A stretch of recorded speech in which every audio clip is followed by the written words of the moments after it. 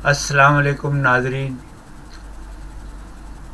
سب سے ہٹ کے پروگرام کے ساتھ میں ہوں عطا محمد تبسم، اور آج کے پروگرام میں میرے ساتھ سینئر تجزیہ کار جناب وجیح احمد صدیقی بھی موجود ہیں. آج عمران خان کی ایک طرف تو ضمانت ہوئی اور دوسری طرف اسلام آباد ہائی کورٹ نے ایڈیشنل سیشن جج زیبا چودھری سے متعلق ان کے بیان پر ان کے خلاف توہین عدالت کی کارروائی کرنے کا فیصلہ کر لیا، اور نہ صرف فیصلہ کر لیا بلکہ قائم مقام چیف جسٹس عامر فاروق کی سربراہی میں بینچ نے پی ٹی آئی کی جانب سے جو آج شہباز گل کے جسمانی ریمانڈ کے خلاف درخواست دائر کی گئی تھی، اسی درخواست کی سماعت کے دوران ہی پی ٹی آئی چیئرمین کے خلاف کارروائی کا فیصلہ کیا گیا. یعنی کہ نماز بخشوانے گئے تھے تو روزے گلے پڑ گئے. اور عمران خان کے ساتھ بھی یہی ہوا کہ وہ تو دھمکیاں دے رہے تھے مجسٹریٹ صاحبہ کو کہ ہم ان کے خلاف کارروائی کریں گے، پرچے کٹائیں گے، لیکن اس سے پہلے ہی عمران خان کے خلاف پرچے کٹ گئے. ان کے خلاف اب لارجر بینچ جو ہے وہ کل سے اس مقدمے کی سماعت بھی شروع کر دے گا. یہ مقدمے جو توہین عدالت کے ہوتے ہیں نا، ان کو معمولی نہ سمجھا جائے. اگر عدالت نے ایک ہلکی سی بھی سزا دے دی، ایک دن کی سزا دے دی، 1 گھنٹے کی، چند منٹوں کی سزا بھی دے دی، تو سزا یافتہ کہلائیں گے اور 10 سال کے لیے نااہل ہو جائیں گے. تو لگ یہ رہا ہے کہ خان صاحب جو ہے وہ اب تیزی سے ان کے خلاف کارروائی کا آغاز ہو چکا ہے. تو آج وجہ کیا چیزیں ڈیولپ ہوئی ہیں اور کیا صورتحال ہے جو آج کے اس تناظر میں اور اس کیس کے تناظر میں دیکھی جا رہی ہے؟ عطا صاحب، بات بہت اہم اس لحاظ سے ہو گئی ہے کہ عمران خان کسی چیز کو اہمیت نہیں دے رہے تھے. البتہ وہ اہمیت دے رہے تھے جو شہباز گل نے جو بیان دیا ARY ٹی وی پر، اور عمران خان یہ کہہ رہے ہیں کہ میں نے سنا نہیں، میں نے دیکھا نہیں. تو یہ ممکن نہیں ہے کہ انہوں نے نہ سنا ہو نہ دیکھا ہو. یہ کیسے ممکن ہے کہ وہ انہوں نے نہ دیکھا ہو اور وہ اس سے واقف نہ ہوں؟ لیکن بہرحال وہ کہہ رہے ہیں تو یقین کر لیجئے، کیونکہ وہ اس سے بچنا چاہتے ہیں.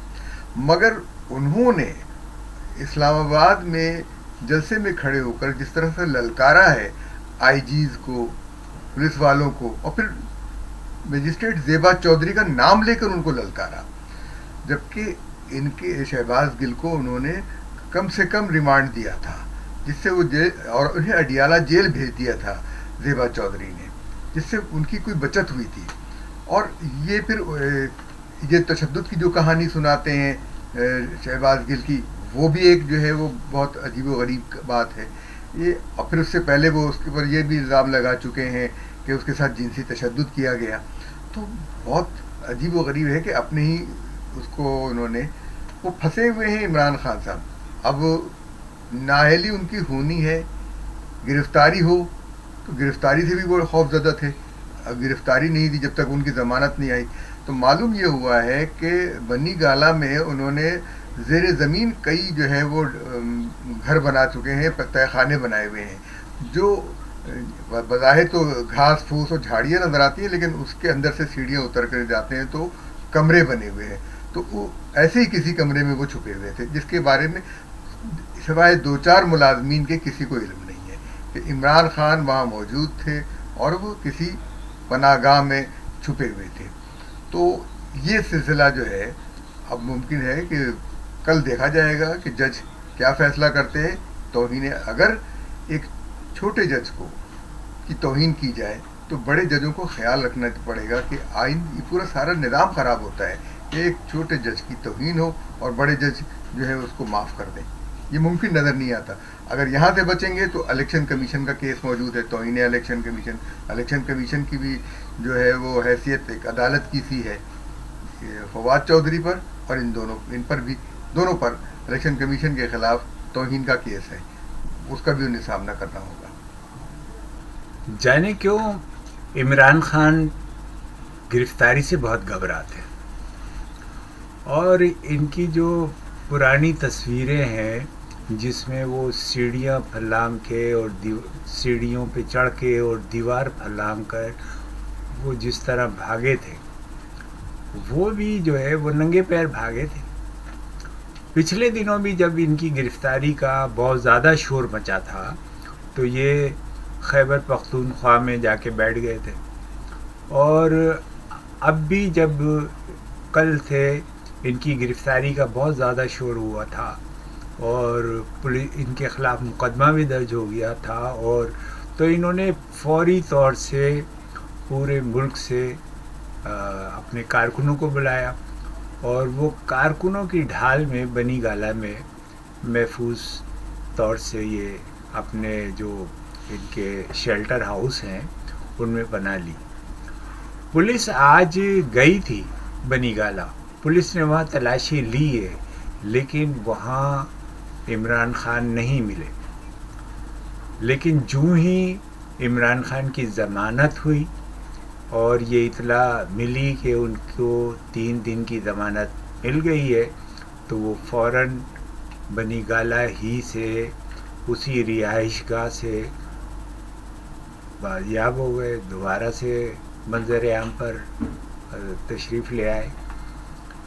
تو اس وقت ایک ایسی جنگ لگی ہوئی ہے جس میں یہ کہا جا رہا ہے کہ عمران خان جو ہے وہ بھی اپنے سارے پتے پھینک کر اور تمام ہتھیاروں کے ساتھ جو ہے وہ اس محاذ پہ کھڑے ہوئے. اور یہ محاذ ہے کیا؟ گزشتہ دنوں جب عمران ریاض کو گرفتار کیا گیا تھا اور ان کا سافٹ ویئر اپڈیٹ کر دیا گیا تھا تو ایک خاموشی چھا گئی تھی.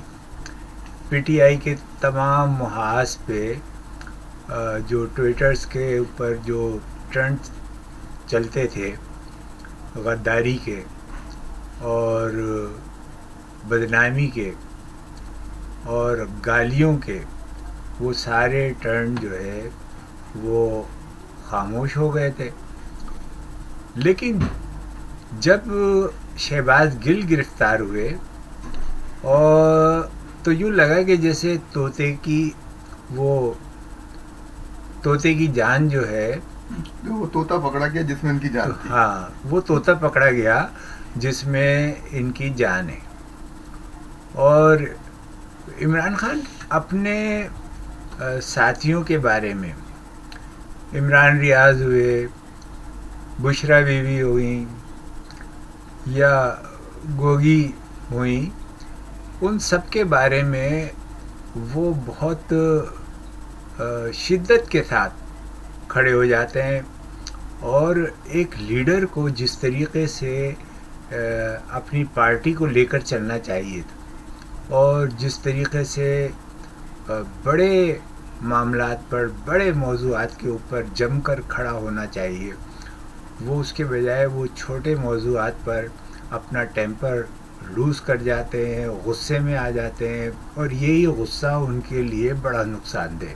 جیسا کہ اس جلسے میں جو اسلام آباد میں ہوا, وہ شہباز گل کے معاملے پر پھٹ پڑے, اور نہ صرف انہوں نے آئی جی کو, مجسٹریٹ کو اور سب کو دھمکیاں دی اور وہ برا بلا کا.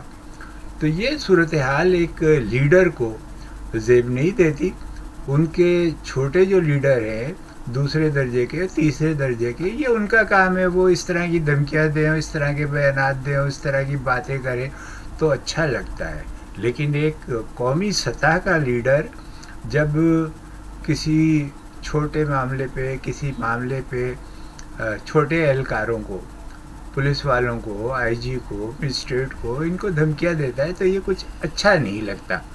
اور پھر لیڈر کو جس طرح بہادری سے گرفتاری تو سیاستدانوں کا ایک زیور ہے، وہ ہتھ کڑیاں بھی پہنتے ہیں اس کو، کبھی وہ اس سے بھاگتے نہیں ہیں.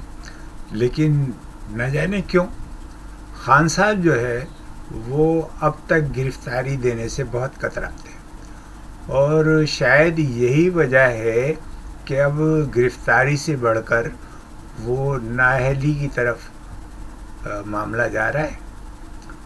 تو وجی آپ کے خیال میں کیا واقعی اس مقدمے میں ماضی کے جو مقدمات ہوئے ہیں، نواز شریف کا ہے اور اپنے یوسف رضا گیلانی کا مقدمہ ہے، تو جس طریقے سے ان کو نااہل قرار دیا گیا اور جس کے لیے کہ عمران خان نے بڑی محنت کی اور بڑا شور مچایا اور بڑا زور لگایا، اب کیا واقعی ان پر بھی وہی کڑا وقت آ گیا ہے؟ بظاہر تو لگتا ہے کہ ان کے اوپر وہ کڑا وقت آ گیا ہے، اور یہ سمجھ رہے ہیں کہ ان کے لیے بہت مشکلات ہوں گی. مگر مجھے محسوس یہ ہوتا ہے کہ اسلام آباد ہائی کورٹ نے جس طرح ان کو ضمانت دی بغیر حاضر ہوئے، لیکن کوئی اور ملزم ہوتا ہے وہ اس کی حاضری جو ہے وہ ضروری ہوتی ہے، لیکن اسلام آباد ہائی کورٹ نے تمام روایات کے برعکس ان کو جو ہے ضمانت دی.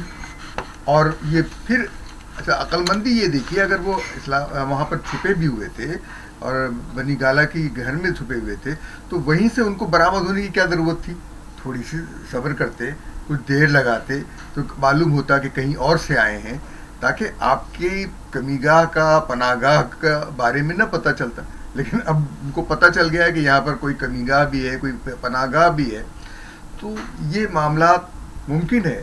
اور ہو سکتا ہے کہ اب یہ فیصلہ ہو گیا ہو کہ عمران خان جو ہے ان کو نااہل قرار دے دیا جائے، اور جب وہ ان کو نااہل قرار دیا جائے گا تو پھر دیکھا جائے گا کیا رد عمل ہوتا ہے. اگر نااہل قرار دیا جائے گا تو ان پر تقریر کرنے پر پابندی بھی ہوگی، جیسے کہ نواز شریف پر ہوئی تھی، الطاف حسین پر ہوئی تھی. الطاف حسین تو خیر وہ الیکشن میں حصہ لیتے ہی نہیں تھے، لیکن نواز شریف کے ساتھ اور مریم نواز کے ساتھ یہی کیا گیا. مریم نواز البتہ بولتی رہتی ہیں، نواز شریف پر اب بہت جا کے پابندی ہٹی ہے. تو یہ پابندیاں لگی ہوئی تھیں ان کے زمانے میں، تو جو کچھ انہوں نے کروایا تھا اب یہ شاید مکافات عمل کے طور پر ان کے سامنے آ رہا ہے. دیکھتے ہیں کل عدالت کیا فیصلہ کرتی ہے. کل عدالت کیا فیصلہ کرتی ہے یہ تو کل ہی پتہ چلے گا. لیکن اصل ایک سوال یہاں یہ بھی ہے کہ عمران خان کی اصل جنگ کس سے ہے؟ وہ جلسوں میں کس سے مخاطب ہوتے ہیں اور کسے وہ نیوٹرل کہہ کر اور کبھی امپائر کہہ کر مخاطب ہوتے ہیں؟ تو یہ جو بھی ہے سیاست میں اسٹیبلشمنٹ کی مداخلت، فوج کی مداخلت جو ہے وہ اس کا شکوہ تمام ہی سیاستدان کرتے ہیں. اور ماضی میں نواز شریف نے بھی اس پر جب بھی کوشش کی انہیں ہزیمت کا سامنا اٹھانا پڑا، ان کی وزارت بھی گئی، ان کا اقتدار بھی گیا، ان کو ملک سے بھی باہر جانا پڑا، جبری طور سے ان کو باہر جانا پڑا، جیل کاٹنی پڑی. تو یہ ساری چیزیں ہیں. تو پھر یہ سارے سیاستدان بشمول عمران خان اور دوسرے پی ڈی ایم والے، وہ بھی جب اسٹیبلشمنٹ کے اور اس مداخلت کے خلاف ہیں تو وہ سب یکجا کیوں نہیں ہو جاتے، متحدہ کیوں نہیں ہو جاتے، اور اس کے بارے میں کوئی ایسا میثاق کیوں دستخط نہیں کرتے جیسا کہ وہ ماضی میں مختلف این آر او کے معاملے پہ یا اور دیگر معاملات پہ وہ کرتے رہے ہیں. تو یہ میرا ایک سوال ہے جو آپ بھی سوچئے، ہم بھی سوچتے ہیں، اور اس پر آئندہ بات ہوگی.